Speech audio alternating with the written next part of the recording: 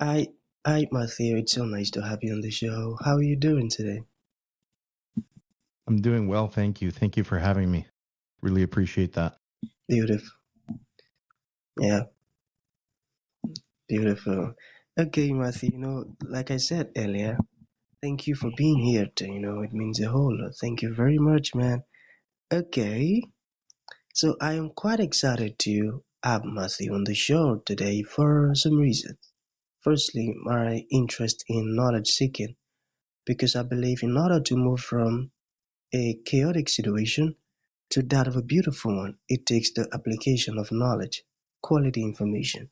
And you see, Matthew, I've been so keen to knowledge seeking ever since I discovered that ignorant, ignorance in the Hebrew word now, Hebrew definition means darkness, and knowledge means light. I made up my mind that, I do not want to stay in the dark now. So that makes our conversation very, very important to me because I believe that I am definitely going to learn one or two things from you. And now, secondly, my audience now, I'm convinced that there are some things that you know, Matthew, that they need to hear from you. Yeah, you say the stuff directly from your mouth in order for them to experience transformation. I firmly believe that. And like I said earlier too, I believe that I'm definitely going to learn one or two things from your story, your insight, and your experiences. So now I want you to view me and the audience by the time they will listen to our conversation like your student. And now you are a teacher now. We want to learn from you. Okay. So for that reason, Matthew, let us get started with your introduction, the journey, how the journey has been so far, how you got here. And afterwards, I've gotten some beautiful questions for you. Okay, Matthew, over to you. Okay. Um, well, how about I'd like to start with a story about a time when I had to have immense faith in my life. It's not right from the beginning. I'm not going to go back to childhood and things like that because we have a short time together. But what I would like to do is tell you about a time. It was the day before Christmas Eve, 2014. I received a message from my boss at the time saying that I was being fired, that I was to be let go from my position. And we didn't have very much money at the time. We'd been struggling for quite a while at that point, which was hard because that had come after more than a decade of building up from nothing, from poverty to a pretty good situation. And then a market situation here in Canada, the real estate market fell apart. It was around 2011. So I had built myself back from that. And then to receive that news was not so good. Um, so instead of getting upset though, I went into a state where I surrendered completely and just had complete faith that everything was going to be okay.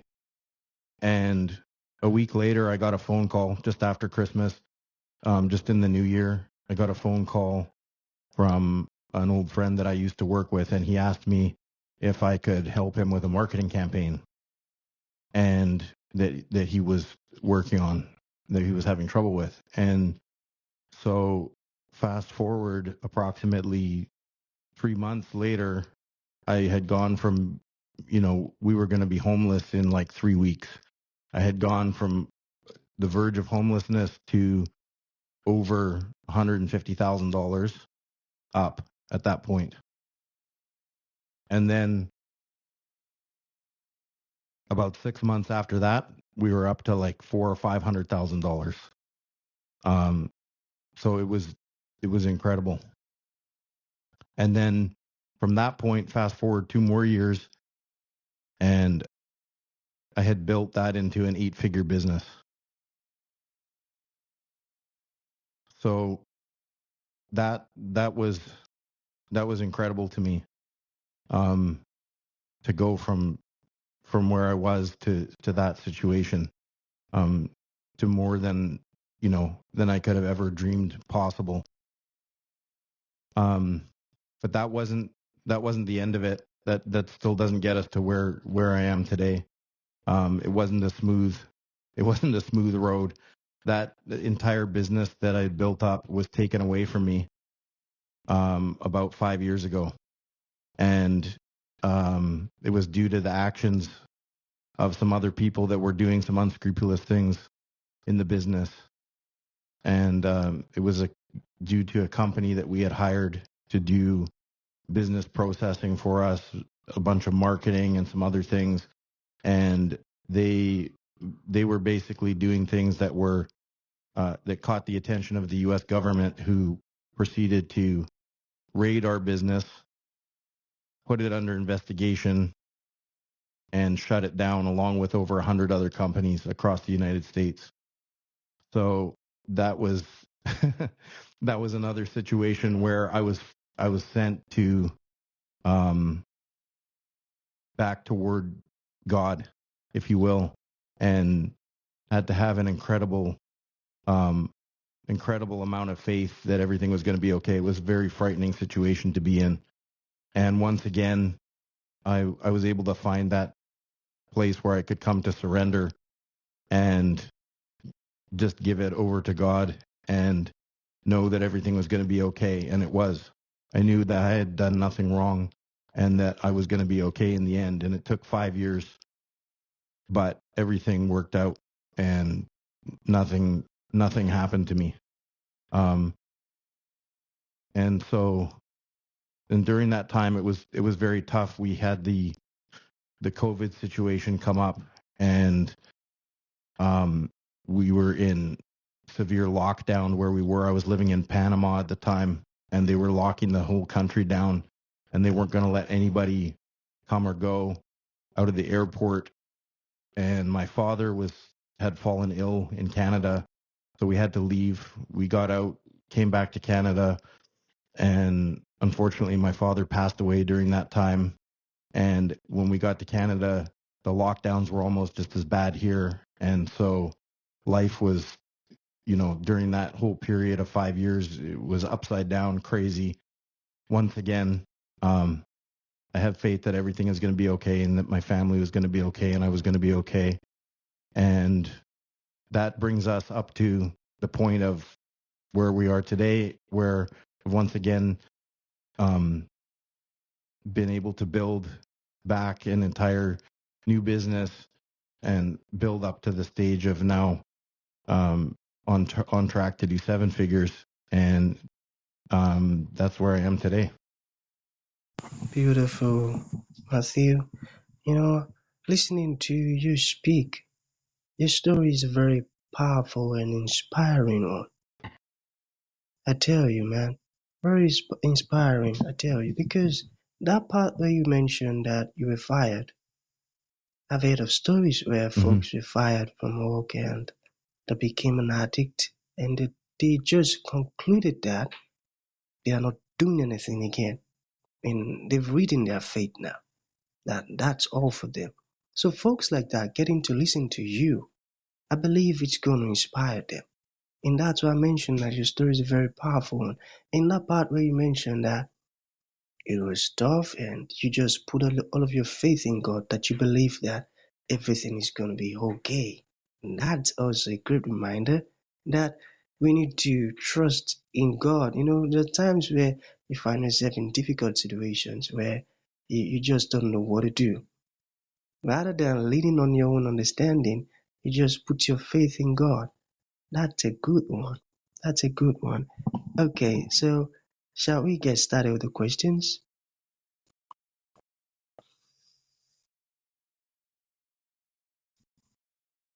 Pardon? Okay, I said, shall we get started with the questions? I think the network is acting Oh somehow. yes, absolutely. Okay, Yes, okay. So you yes. you you mentioned that are you still in Canada? I wanted to ask, is real estate investment in Canada really dead? No, I don't think so. I don't think that it's really dead. I think that there's opportunities that are coming. There's opportunities here now. Prices, have taken a hit in lots of markets, and there's a lot of fear in the market. There's a lot of uncertainty in the market. There's questions about what the government's doing and what they're going to do, and if it's a bad idea to invest here. But I think we see these things in the past, and I think that there's opportunity being created now. And there's certain markets where, like in my business, I'm certainly seeing a lot of activity in certain markets and people coming in to buy. And I don't think it's dead. No, I think it's harder. Okay. I think it's harder than Yeah. it was at certain times, but I wouldn't say that it's dead. No. Okay. I got that. Okay, let us talk about the psychology of home ownership. Why is it that young people are giving up? Can you talk to us about that? Yeah.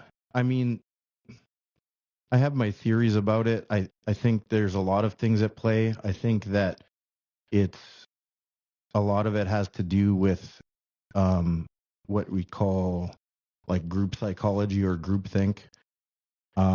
These attitudes are promoted in the media, in the Western media.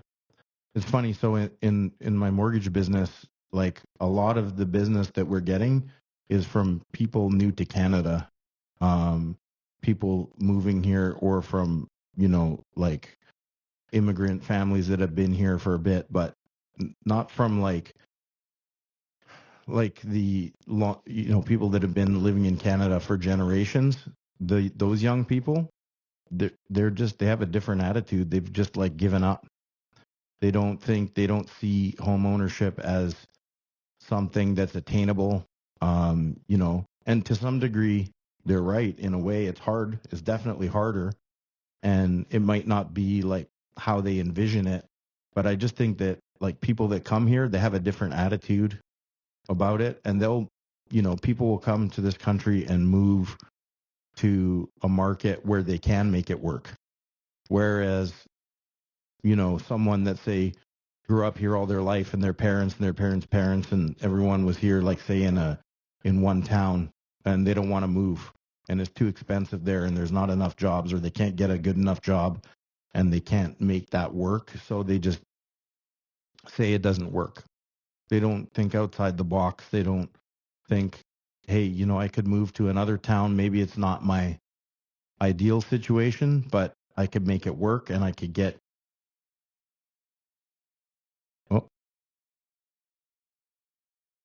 I think we got disconnected there for a minute. Yeah, yeah. Are we back? Yeah, we're back. We're back. Yeah. Okay. So I don't know exactly where we got cut off, but I think what I was saying is that that a lot of young Canadians are just less likely to want to move to a different market, and make something work. Like when I was just starting out, I had to move. We couldn't afford anything in the city we lived in. We had to move, almost 2 hours away to find a house at that time that we could afford to buy. And I just think not enough people are willing to do that, and or they just so instead they just give up. But I think that attitude is kind of unfortunately across the board for a lot of young people. Like they just given up in general. They feel like things are hopeless. I see them not wanting to have children anymore. I see them, not thinking there's really any future for them, and that's just. I think that's the wrong way to think, and to not be optimistic is a mistake. That's a wrong way to think, and to not be optimistic is a mistake. I got that. Okay, we have just one more question to go. All right. Okay. Okay, let us look at the wannabe first time buyers. Okay, so what can wannabe first time buyers do to get into the market? Well, like I said, I think they have to start thinking in a slightly different way, depending on where they are. I mean, there's some markets where it is actually affordable in Canada still. You know, they might just not want to live there. Maybe it's too cold, or maybe it's too remote, or things like that. But I would say, yeah, if you're struggling to make something work where you're at, um, look outside of your market. And but sometimes people are unaware of certain things, like they think you have to have, for example, 20% down on a house, which is not necessarily true. You know, there's also other options out there where it's possible to even borrow the down payment. Now, that's not always advisable. If somebody is doing things like that and their situation, really isn't able to support it, then maybe they shouldn't do something like that. But in some cases, that makes sense, especially if if they're looking to buy something um, that's more of an investment and an asset that produces income rather than just a house. Say, for example, like say someone was able to find something such as a duplex, triplex, fourplex, or even a house where rooms were rented out and they lived in the one room in the basement for a time. There's creative things that you could look at, and ways that you could add income to your mortgage application in a situation like that might help you buy something when you couldn't otherwise qualify. So I think, like, looking at different types of real estate investments and not just having an idea, it has to be a house, has to be a 3-bedroom house that's like this in this area. So I think just starting to think outside the box and getting creative and looking at different types of real estate investments would be a way that somebody could get in. And also a good thing to look at. I mean, I highly recommend, if I could have gone back from when I started and started with something that had income right away, rather than, just a regular house that was costing money every month, that's, then I probably would have been, much further ahead, so I would highly recommend that. I got that. They have to think outside the box and do not place all attention on just one kind of investment. They have to look at different types of investment. I got that. Yeah. Okay, so to bring this to an end, Matthew, what would you like to leave the audience with? Like a final thought. And to those ones who would like to reach out to you, learn more about what you do, maybe you said some things that resonated with them and they'd like to learn more. How can that be possible? Yeah. So the final thought is just don't give up. You can't fail if you don't quit. Just don't give up, but at the same time, don't try to do it all yourself. Make sure that you're giving it over to a higher power, to God, and just have that faith that everything is going to be fine and everything is going to work out and everything is always working, for you, not against you. Yeah, that's the final thought that I'd like to leave with. And Beautiful. for those, yeah, and if you'd like to reach out to me, I think the best way is just to send me an email. You can go to my company website. You can go to get great Canadian mortgage.co, and you can find me there. And yeah, you can find me on Instagram as well at Gibbs, Gibb with a Z, 24/7. So that's Gibbz 247 on Instagram, and connect with me there as well. Beautiful. So that's going to be the end of the show, Matthew. Thank you for coming and thank you for, sharing this powerful insight with us in your story. Thank you so very much. It means a whole lot, man. Thank you so much for having me. I really enjoyed it. Beautiful. That was